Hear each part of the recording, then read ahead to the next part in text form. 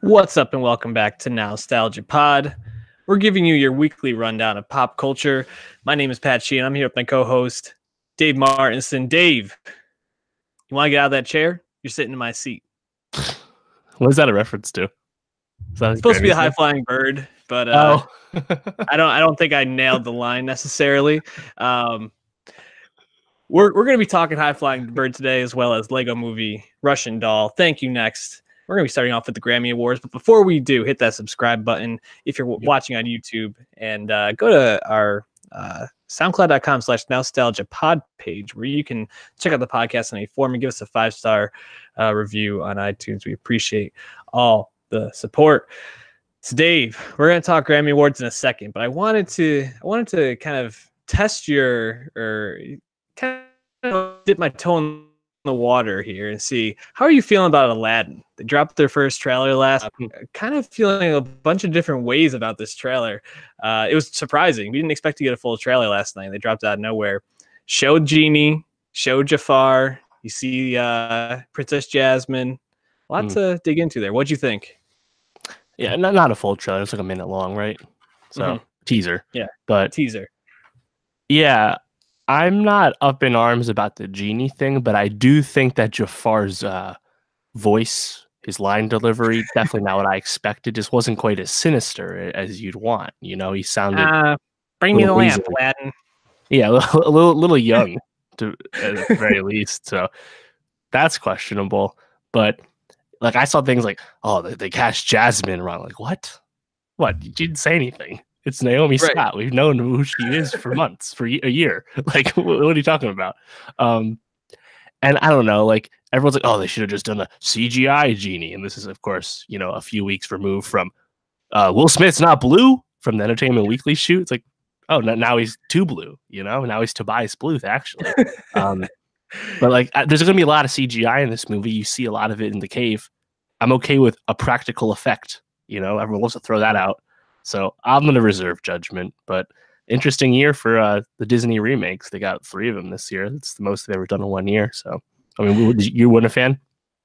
I mean, it wasn't so much. It wasn't like the color of blue, but it was like, it just didn't look natural. Like, it didn't look like Will Smith's head belonged on the body it was on. Now, there was a still shot that looked a lot better. And the coloring, like, I saw like 3 different captures of that first shot of the Genie in the teaser trailer. And man, it looked different in every single screen grab I saw. Like, I think the coloring was just really weird in that. They have time to fix it. And this is probably more than anything to like throw a feeler out there. But oh boy, if they don't fix it, this could be like a colossal failure for Disney. Yeah, I'm kind of expecting it to be like touched up, and there'll be some kind of, maybe not so much a glow, but there'll be some. It's not going to just be Will and paint and basic lighting. They're definitely going to touch it.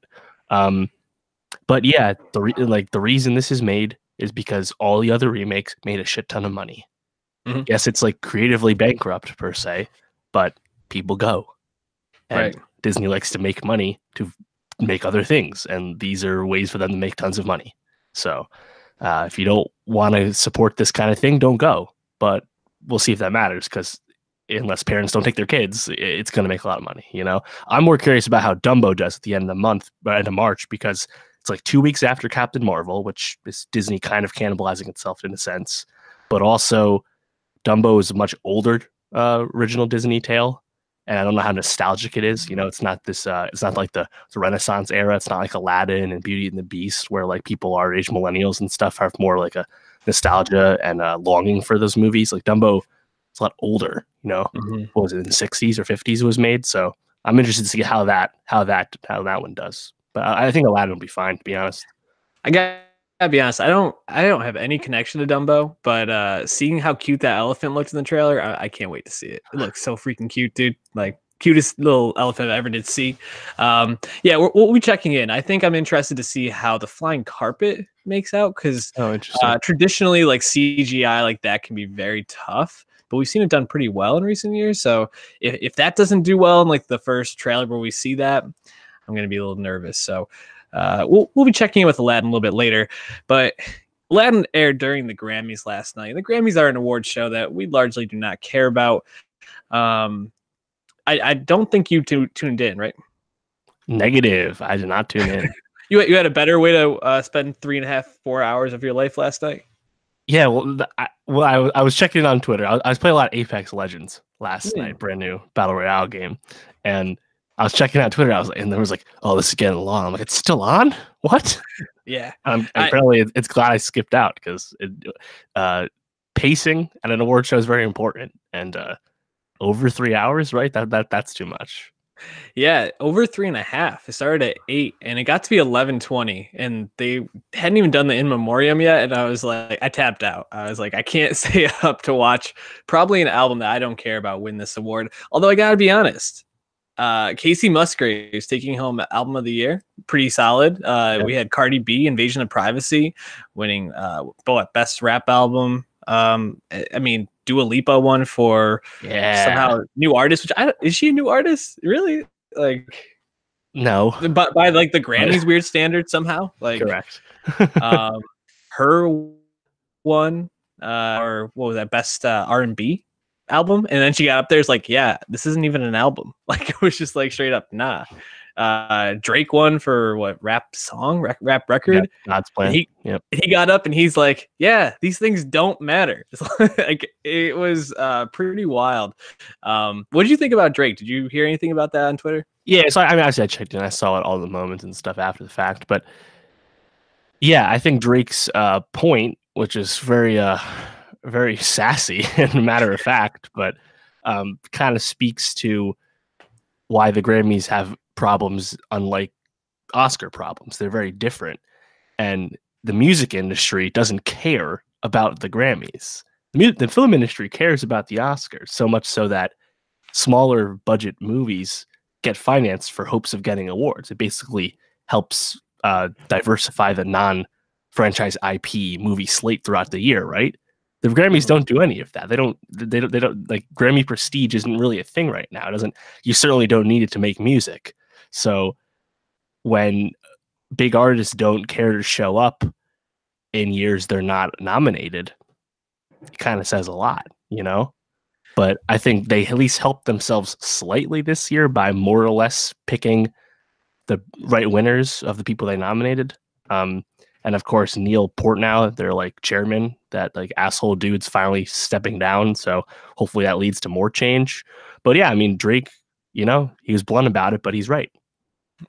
Yeah, you know, it's like weird, but it's also like so Grammys that the biggest star that they probably had on stage last night, Cardi B or Drake, and probably Drake is bigger than Cardi B just by the length of their career and width of their reach at this point.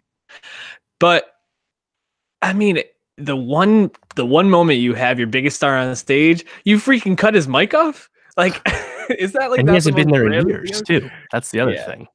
Just a wild scene. But like, shout out Drake for just going up there and like being sassy and just being like, hey, like this shit doesn't matter. Like, you don't have to care about this to have a good career. Alicia Keys hosted. Did you see any of her? Anyone talk about her? Any thoughts on her? She did what? Did she do Shallow? Was that it? No, she did like this dueling pianos thing. Yeah, she did. She covered something, right? Yeah, no, I didn't watch that. The whole dueling pianos bit was her like doing covers of different people's songs, talking about how important music is. There was one really weird moment during that where she started to play Clocks by Coldplay, and she's like, "Don't you wish you wrote this song?" And then she started singing Sex on, or the Kings of Leon hit. Use Somebody, and I literally like almost fell out of my chair because I started to sing Clocks, and I was like, whoa, it was bizarre. And there were people in the crowd that like were really like, was that what it was supposed to be? But otherwise, I thought she did a really great job, and the dueling pianos bit was like pointless but pretty cool. And she was likable. You know, who doesn't like Alicia Keys? Sure. What would you say Alicia Keys' biggest hit is, or best song? Maybe let's go best song. I don't know. I'm not familiar enough with the discography. Biggest hit's probably what, This Girl's on Fire? Something off that record, which was probably like early 2010s. New York State of Mind was the one that she went with. I thought that's a feature. That's a Jay-Z song. I wouldn't count that. Yeah, but like, don't you know her vocals on that like more than almost any Jay-Z line in that? I Now guess. you're in New York. Yeah, But no, I mean, it's the hook. But everyone knows all those words, to be honest. Um, but yeah, it's of that time frame. Does she had some features on one of Drake's first record on Thank Me Later. I'm trying to think of her solo songs though, because she's kind of been out of the limelight for a while. If I Ain't Got You is probably my favorite. Yeah, yeah. I'm gonna Fitting guess you, "Girl on baby. Fire" was her biggest song in terms of, but yeah, she's kind of been up and down, just being married to Swizz Beats and behind the scenes stuff. Yeah, she's really likable though. She did a good job. And I thought there were actually a lot of really good performances last night. There was this one sequence with it where they had Casey Musgraves and then it, like transitioned, not like a blatant transition from performance to performance, but like a person came up, introduced Janelle Monáe, who then just like burned the place down. She did like a quick medley, which was pretty cool. Dolly Parton tribute was great. Miley just like she sang with Shawn Mendes at the beginning, and it's just so evident she's so much more vocally talented than Shawn Mendes. No like kidding. not even like in the same ballpark. It was unbelievable. And then her and Cardi also were really good last night. So yeah, it's funny. I was reading so they opened the telecast this year with Camilla with Havana, right? Last year when the Grammys happened, Havana was the #1 song in the country, yet they didn't let her perform it. Like, it's so dumb. And what happened this year? Ariana Grande wanted to perform Seven Rings. They said no. Guess what song's #1 right now? Seven Rings. Like, we know the Grammy voting period's so fucked up, but they're literally a year behind with shit. It's so annoying.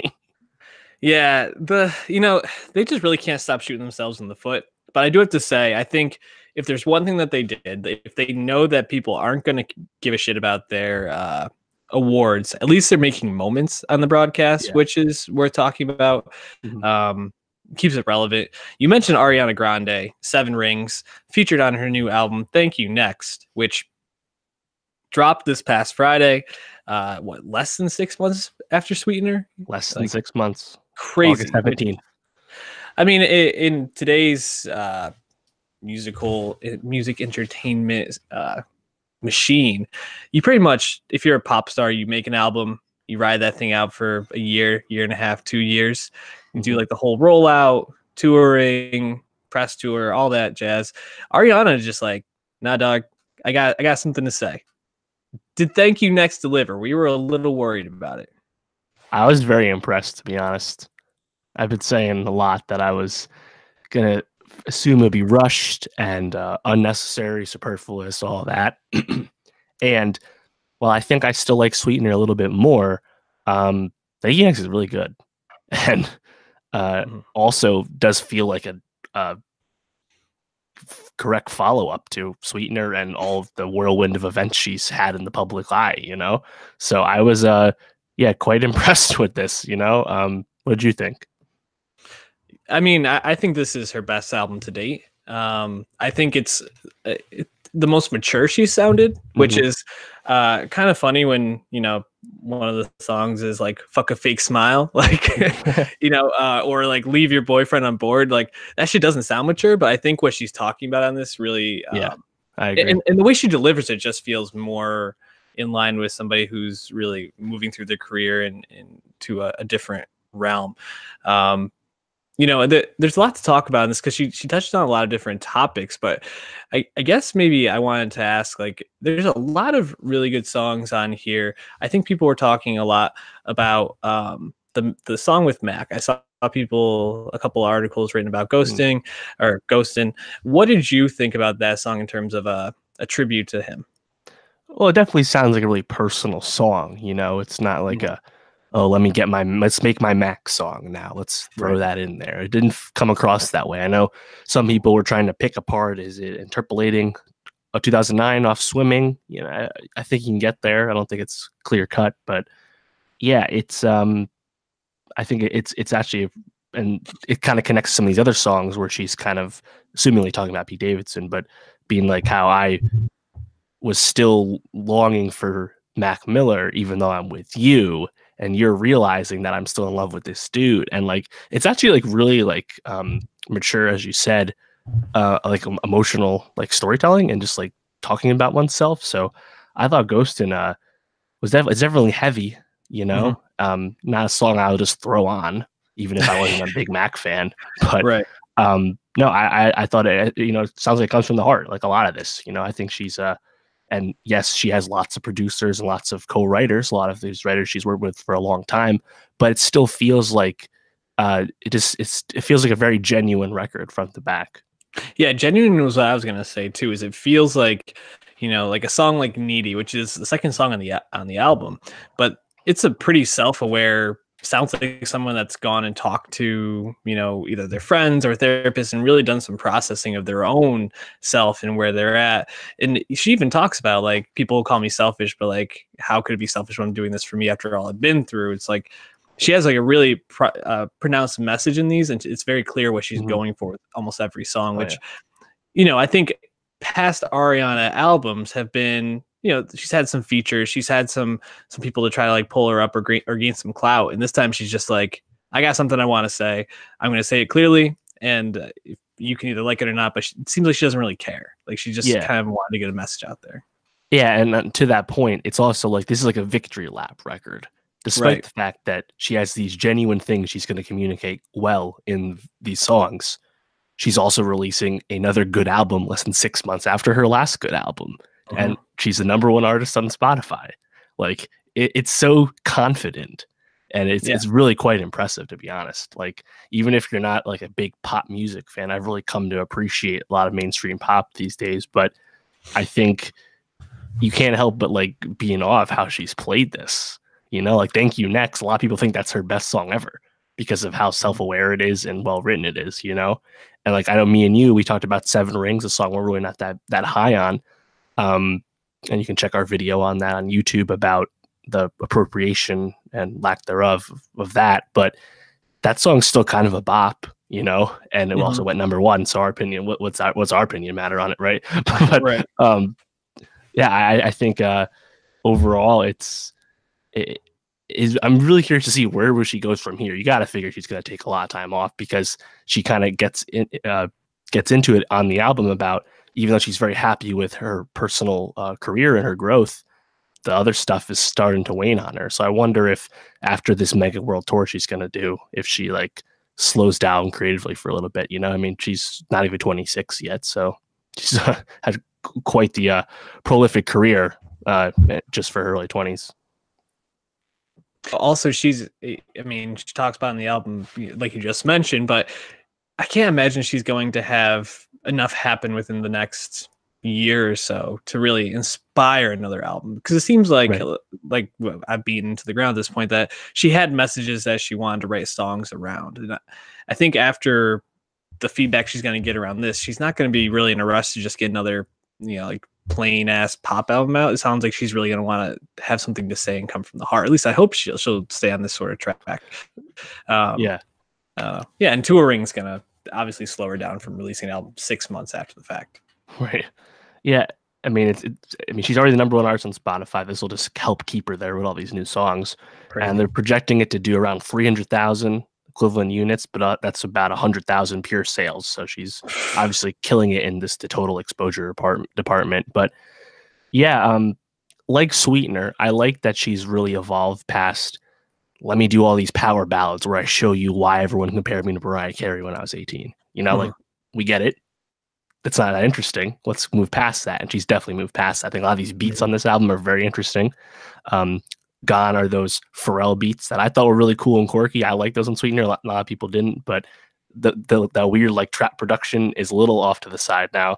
And meanwhile, I think the melodies are tighter, and again, the songwriting, as we've belabored, is top notch. So even though Max Martin is on, I think, for these joints, like, man, I just think this is really the whole package when it comes to a pop album. And it's not even any features.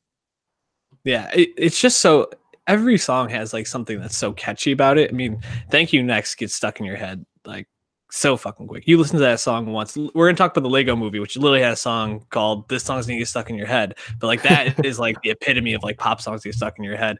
I really like "Fake Smile." Another one, like those like snaps along with the chorus Yeah. are just so catchy. In the beginning of it, it's such like a cool sample to like pull into it.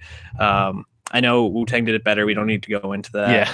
No, Uh, I've listened to the song a few times and I'm like, as much as I love After Laughter on Tears, I just want RZA to fucking shout, check the script in my ears. Fake Smile is fucking really good. And that yeah. sample is flipped very well. I can't Yeah. take that away from it. And then it goes right into Makeup, which I think it goes right into Bad Idea, which I think That those song's two great too. songs Yeah. are, and that's like a classic Max Martin song right there. Like Mhm. goes right into his Hall of Fame catalog. Any other tracks on here that really stand out to you? I'm really privy to Bloodline. I really like that beat. I really like that that hook. I think the last song that you mentioned briefly, "Break Up with Your Girlfriend on Board." There's a video out for that now, and that song's just really fun and like actually like a little deeper than you think. You think it's just like really savage, shallow song, but it's not really about that. And of course, there's like a twist in the video. I know some people are already talking about how that's uh, queer baiting. Spoilers, but I don't know about that. But it's a good song, like most of the Yeah. album. Yeah, it's crazy. Ariana really just said like, "Fuck yeah, I'm gonna do what I want with this," and she nailed it. And I really just glad that after Sweetener, an album which I wasn't super high on, I know you liked a lot. This feels like Ariana's really finding her footing and moving Yep. forward as just the prominent rising queen of pop at this point. I mean, what's Rihanna, Beyonce, Ariana? Like Lady Yeah. Gaga's probably above that, but Yeah. I mean, then what? Taylor Swift and Adele, but a lot of these people like Adele especially, they comes in and out of music. Grande's right. definitely the most present, at least until Rihanna comes back. So interesting. We're about due for an Adele album, I feel like. We're also due for a Rihanna album. Fucking on She's got her Anti's makeup over line, 3 years dog. old now. Yeah, she's too busy with her makeup and what Yeah. lingerie or whatever else she does. Yeah. Making that Talented money. woman. Anyways, jumping to another queen that we stand for, Russian doll Natasha Lyonne, man. Woo!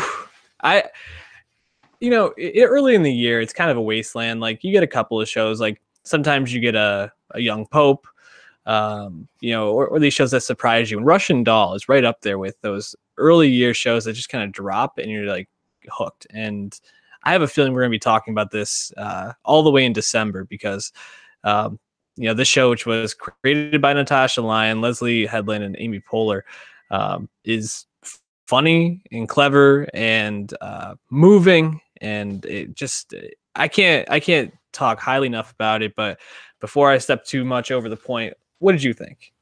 Yeah, I think it's Natasha Lyonne, by the way. Leon? Yeah, I remember when I first reading, I was like, "Is it Leone?" And then I checked a video interview. It's Leone, and she's known for being on Orange Is the New Black recently, and then but like early 2000s, she was famous for other comedy bits and stuff. Then she had some personal issues, but she really came back with Orange Is the New Black. That's probably where most people these days recognize her from. I believe she's also married to Fred Armisen, but I was not really familiar with her work until this. And like, this show, we heard some buzz about this show, Netflix comedy. I'm like, oh, less than 4 hour investment. You've already intrigued me. What's it about? Amy Poehler's involved? Sure. And then you find out that it's this really, really smart mystery box comedy that's not that also is very high concept, but the high concept is just the hook when it's really about like personal struggle and growth and all these things. And it's like, oh my god, this show is the full package, and like it totally nails it. And again, like you said, it just really kind of came out of nowhere. So I love the show. Yeah, when I was reading about Natasha Lyonne, I thought it was pretty crazy that she was featured in a Woody Allen movie, what, in 1996, with hold on, I want to make sure. Everyone Says I Love You. That was the Woody Allen movie back in 96. And she's been in things like American Pie, Scary Movie 2. But really, it felt like she just really plays this very specific character because she has such a very specific personality. I mean, she's had some health issues and some drug addiction and substance abuse issues, which she seems to be kind of coming out on the other side of. But I guess Amy Poehler and her had teamed up on a pilot within the last 3 years or the last 4 years. I think it was 2014. And they just seem to have a good working relationship. I think Poehler kind of just said, write a part for yourself. Like, let's see what you got. And she really wrote apart for herself. Like this seems like very specific to her. I can't really imagine anyone Yeah, else in this for role. sure. Not only for like the look, I mean, like that curly red hair and like her like big eyes kind of like looking out from under it is like I feel like ingrained in my mind when I think about this show. But just like her personality, it's so like witty and like I don't know, gruff at points, but Mhm. also like kind of like unsure and insecure at others. She really goes back and forth with this character, and it feels like such a real person in so many ways. It's pretty nuts. And then you see her interplay with Alan, played by Charlie Barnett, and it's just really like they play off each other so well, and it allows them both to flesh out those characters so well. It's really impressive. Yeah, it's funny. When I first started watching, I went in relatively blind. I just kind of knew there was like a mystery element and it was a comedy of sorts. So I really didn't know what was going on. And as soon as the first scene opens and she opens the bathroom door for the first time, and I'm like, oh, this is such a New York party. And sure Yep. enough, this movie has such a New York City DNA, specifically the East Village, and Yep. even Natasha's accent is obviously very indebted to New York City. And like that DNA was really cool as you see like that park that's right there in the village. I thought that was really cool because it really felt like the show was really lived in the city and lived in place. And then you get the hook of the show that she keeps dying and doesn't know why and reliving the same night within the first 10 minutes. Mm-hmm. I think the pilot's great. It's paced perfectly. I think she dies one or two other times in the first episode as well, and it's done so well. And right away, you get like Greta Lee, who plays her friend who's throwing the party for her, is great because she gets to do that same scene where she talks to Nadia right when she leaves the bathroom, and she's like doing the same line reading but slightly different, and really like showcasing her talents by only saying the same like few sentences. So I was really like hooked right away by that. But then really once Alan shows up in episode I think 3 or 4, Yeah. I think the show like takes a leap right there. Mm-hmm.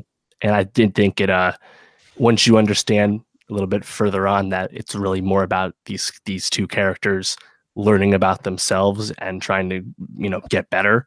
Once you understand that's the real hook and the real point, I think it nails it. But yeah, how did you like go through it?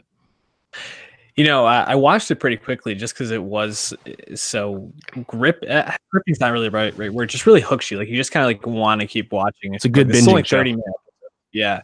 And I think the part I was most impressive in terms of how the story came about was how every episode kind of had its own feel, and like some of them were just really light and funny. Like that first one, like it just hooks you because she keeps dying, but like she like every time she wakes up, she's just like, ah shit, basically. But then like by like the third or fourth one, she like really is like in despair, like what the fuck am I doing wrong? Like how do I figure this out? And I think then seeing how they weave in mental health issues, how they weave in past like trauma and abuse and neglect from her parents or from her mother specifically, and then how like there's the timeline element to it or the different universes or however they describe it in the show. It just is really done, and it drives home the point of like having to like put yourself aside and be there for others and overcome your own issues to help other people so well. But also like while doing that, basically you're growing and helping yourself. It's, I don't know, it's just a really impressive and well thought out show. I wonder if this is a show that could be sustainable for another, like more seasons, because I almost guarantee there will be a second season of this show with how successful it's been. Maybe they already announced that. I didn't see it, but it feels like it came to a pretty solid place for a conclusion, but I'm not sure how they're going to play out the two timelines moving forward so well. Yeah, I think that was a really well done too. When you realize that once they think they fixed it, they're actually in separate timelines. So I thought that was well done because, as we've said, the whole like the gamifying of it and the mystery box to it really gets left to the side as we're understanding. It's more about the characters themselves, right? Mm-hmm. But Natasha Lyonne, which I think she's talking to the Hollywood Reporter, she did say that it was kind of pitched as a 3-season show.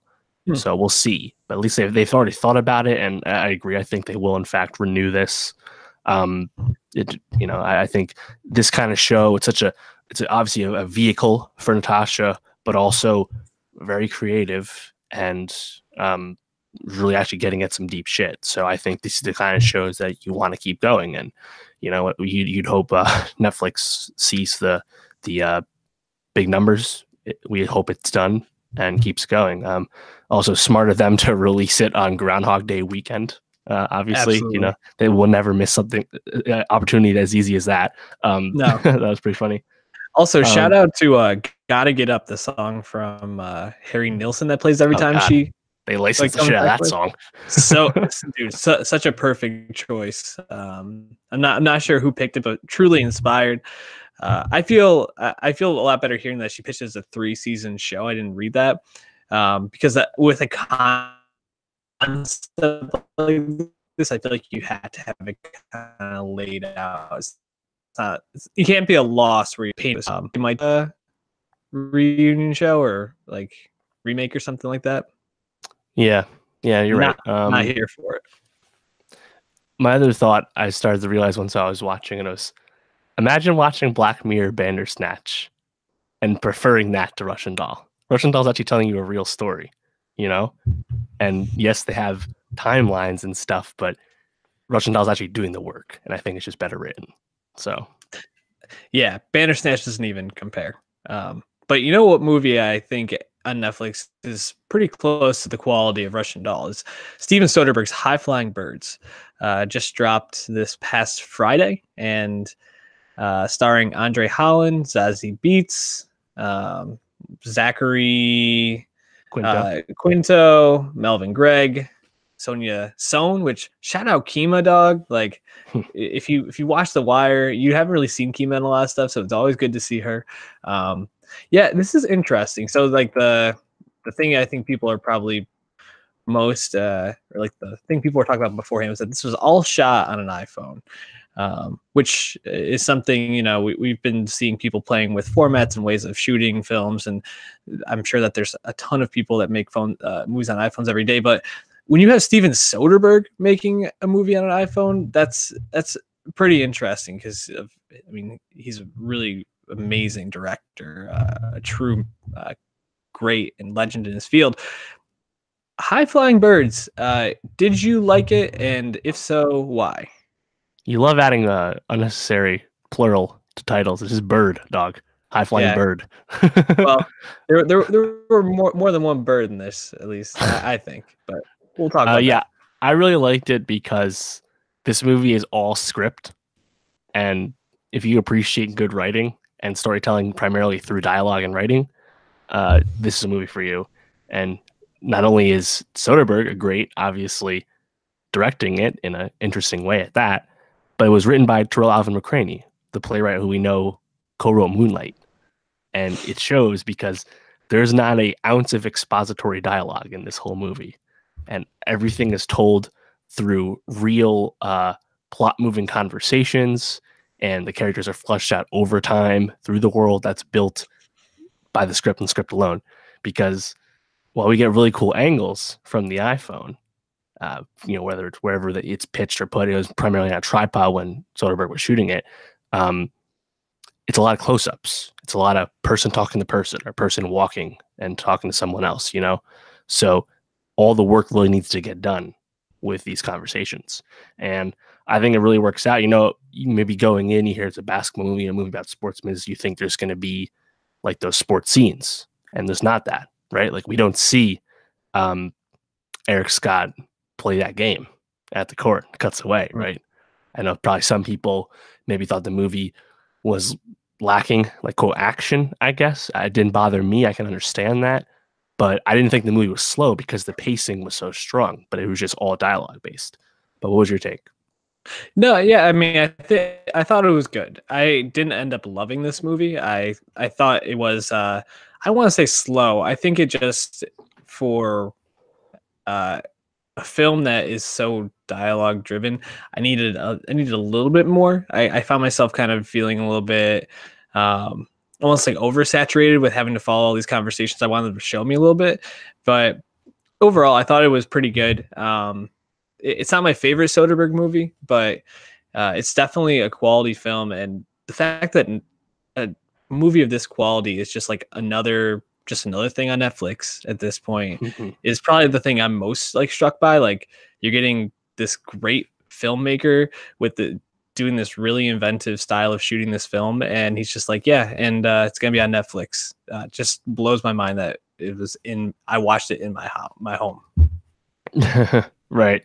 I mean, yeah, having it not be your favorite Soderbergh movie is fine, given the laundry list of great popular movies he's made.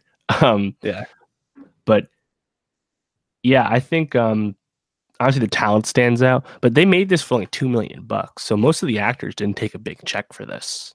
But I think Andre Holland, his role as Ray, is actually really meaty. The script really helps him out. And that's good because, I mean, I think everyone who knows about Andre Holland likes him, whether it was Moonlight or The Knick or wherever you first introduced him. He was just on Castle Rock, but I feel like he deserves to be a bigger star still. So let's hope a lot of people watch this movie. I liked Zazie Beetz. Where have I seen? Sorry, where have we seen Melvin Gregg before? Because I got it right away. Did you figure it out? No, it was he's DeMarcus Tillman in American Vandal, the basketball star. Right. Damn. So typecast perhaps Melvin, but hey, yeah, that's where you saw him. I was staring at him like, I've seen you before, and like I didn't think he really like gave off like a pro ball player vibe. I think he actually fits the high school vibe more, but I guess he's supposed to be a young pro ball player in this. So yeah, with not a lot of life experience, right? Yeah, definitely. But Andre Holland, I mean, incredible. And you were just about to go in on Zazie Beetz, who everything she's in, she's just so charming and like gives off such a great vibe. I really thought the way that she played this role was like so almost like too realistic in a way. Like it really felt like this is probably the way a lot of people in these jobs are, like kind of just always looking for the next thing, but like kind of under the radar, like making the real moves. I thought she was wonderful. And Zachary Quinto just getting dunked on by Andre Holland at the end was probably my favorite part, was when he just like put his dick on the table, basically. It was like, yep, I just did this whole thing. Yep. Fucking awesome. Yeah, I mean, honestly, it's not really about basketball per se. It's just about power dynamics and family relationships and stuff like that, right? The game and type of the game. But I think the analog to the NBA, or even people have been doing this a lot, the analog to Soderbergh's relationship with the film industry as a talented person who tries to exist outside the mainstream. I think you can take this movie a lot of ways. So it's been getting a lot of love. It's interesting that Soderbergh went to Netflix with this after Logan Lucky and Unsane, his last two movies. Unsane was also on an iPhone, but he tried to distribute those himself with like low marketing budgets, and they didn't really succeed. And now he's following that up with not one, but two Netflix films, because of course The Laundromat, the Panama Papers movie, is coming out also on Netflix, and that has Meryl Streep, Gary Oldman, and Antonio Banderas in it. So no one really big in that one. Nah, you ain't heard of those people. Yeah.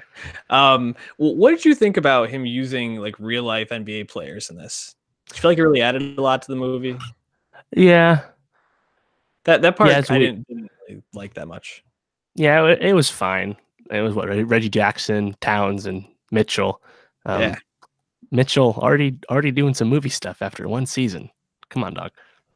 Focus on that craft. You had that sophomore slump to start the year. We know why now.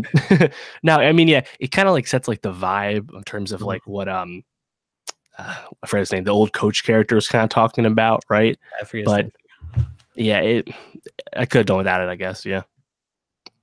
Yeah, I thought that, and just overall how it was so dialogue heavy wasn't. It was well written, and like especially like that last speech, you can tell like that is when that would have been perfect for a play. Like if that was done live, like whoever does that brings home the Tony for like best like monologue or some shit like that. But yeah, I think overall it's a really good film. And if you have Netflix and you're not watching that, like stop watching Friends for the 1,000th time and just take The Office. an hour and a half. It was only like what, like an hour and a half? Like it's 90 minutes exactly. Yeah, go watch it. A film that maybe you don't need to rush to the theaters as much to watch, at least in my opinion. Lego Movie 2, the second part, directed by Mike Mitchell, but probably what people care more about is Lord Miller producing this, and wrote it. Yeah, and I think they really got robbed when they weren't nominated for this for Lego Movie Part 1, or I guess just Lego Movie, Yep. what, 2 or 3 years ago, Yeah, it was like because 5 years ago. It was kind of a while it was really that long ago. ago. Wow. Yeah. Damn, it doesn't feel like it was that long ago, but they weren't nominated because they literally showed Will Ferrell and the guy who plays, or the kid that plays his son, the actor who plays his son in this for like, I think like 2 minutes, like over, not even like total screen time. And because of that, they weren't in the animated film category, which is just Oh, is that insane. what it was? That I didn't was even it. remember that. Yeah, that's So weak. it's, yeah, definitely weak sauce there, but this is getting a lot of love. It's at a 92% on Rotten Tomatoes. Pretty much everybody's, I think everybody is back in the voice cast. Plus, you're adding Allison Brie, you're adding Tiffany Haddish, quite talented people. I think Ben Schwartz wasn't in the first one; he was in this one. So you got a lot of people in this.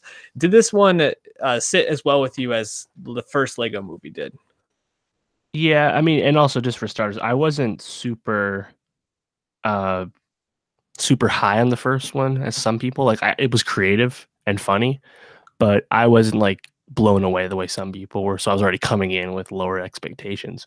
But yeah, the second part didn't wow me as much. You know, I saw all the good reviews, I saw a lot of good word of mouth, and I'm like, oh, all right, I'm gonna go an open mind. But yeah, I just didn't have as good of a time with it. Like obviously I laugh at a lot of like the adult jokes, like when they make meta references to like weird plot holes just existing, or the Mm-hmm. recurring Bruce Willis bits. Like those things are funny because those things are written for people like me and you know, Right. like they're not written for the kids. And I appreciate that. But I just didn't think there was enough of that to really keep my attention. I thought the story was like yes, I can see like the conceit that it's about sharing. Like I can see like the lesson, just like there's a lesson in the first one, but it just didn't like keep me entertained along the way. So I just didn't really care by the end. So I was more negative than I expected to be. Yeah, I actually I agree with some of it, and I think that the jokes. So a lot of like the Pixar movies are movies that are made for kids, but really are movies that work on two levels. And I think where the Lego Movie kind of falls off into this, I think complements your point, is they had jokes that were for adults and jokes that were for kids, but there weren't really those jokes that worked on both levels so much. At That's a least good point. that's what I felt. And when you have like how many like 10-year-olds understood the Bruce Willis jokes, right? Like they're like, what? Like, and like how many adults are really entertained by, like, like I'm just building this weird thing all of a sudden and being able to like do this, or like Tiffany Haddish is like what her like heart character, or she's Queen whatever a wannabe, Yeah. like All right. shapeshifting. Imagination, we get it. Right, exactly. So I felt like that kind of took away some of the momentum of the film. I do think the Lego Movie, like the animation and just overall, I think the story was a pretty good one. They spliced in the humans a little bit more, which I thought was interesting. And Will Ferrell, for some reason, just really annoyed me in this movie. I found his parts just like almost insufferable. But other than that, I think it's a fine movie and it's a decent watch. But I think that it could use maybe a little bit more fine tuning in the joke writing department to really carry it through. With that said, the Velociraptors, fucking hilarious. Like I every time that they popped up, I just laughed every single time. And also Ben Schwartz as that banana was by far my second favorite part of the film. So good. Yeah, I do appreciate the like openly riffing on Chris Pratt in terms of like his mainstream action starness, and obviously Pratt's voicing Emmett, right, and his alter ego, right? So that's smart, that's funny. And they also had the bit about questioning how like the time travel or like dimensions work, and like just don't ask the questions, or whatever. It's like, all right, that's funny too. But yeah, I can't help but compare it to its peers. We're coming off Into the Spider-Verse, right? Yeah. And also Incredibles 2, which I think is just, obviously it's not as clever comedically, but it's a fantastic action film. And then even something, I don't even know if you saw it, but Ralph Breaks the Internet, Wreck-It Ralph 2. I like that more than this. I know some people are in the reverse, but I thought Ralph 2, the open references to the internet and social media, and I think it just kind of worked work for me. I thought they made the story work around like those current events they were talking about. And this one, I don't know. It just, I think your observation is apt that it doesn't really combine the adult and child humor into like a cohesive thing. It's like it's taking turns servicing both parts of its audience. So, it is interesting that it didn't make as much money as expected this year.